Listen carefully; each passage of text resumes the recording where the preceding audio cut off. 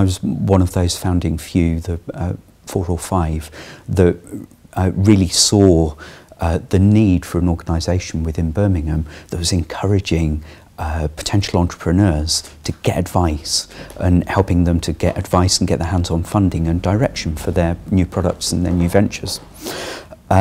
I'm here today because of our business. We're very much into the new media economy. We have expertise as lawyers that's relevant to the digital economy, so we want to offer that out. We want to make sure that people are aware of it, and they know the time when it's appropriate to get in touch with a lawyer and have a quick conversation, and they know the kind of value that they can get out of it. You have to fly by the seat of your pants as a small business owner and make quick decisions. And obviously, number one is going to be how much am I going to get and when do I get paid? But there might be some legal issues underlying whether you're going to get paid at all.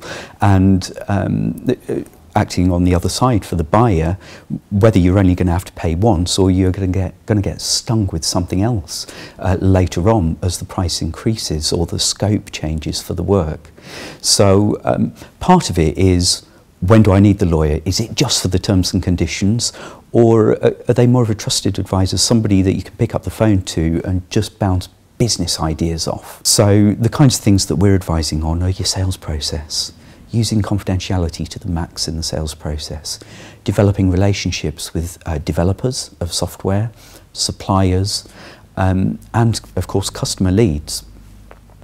It's about being really savvy with your intellectual property, not expecting the world from it and not trying to spend too much money on registering it, but still making sure that you manage what is yours, what is your proprietary information and that you've worked hard on, and that might be your unique selling point and your way of becoming the new Facebook. The other thing is about growth models and not being too compartmentalised about what you expect from your lawyers or your professional services team. We will advise on pricing. We will advise on how you grow. We will advise on how you repurpose your existing products and the kinds of key things that you need to take into account when you're repurposing products. It's not just your accountants or your specialist consultants that will give that kind of advice. We can do that because you're a small organisation. And of course, if you need it and you need to do a big deal with a funder who's got really excited, you want to franchise and that's your way of growing, or you want to grow organically but you want to do that in a managed way, we can get you to the right expert and that's native to us. For the bigger organisation, it's much more about being atomised.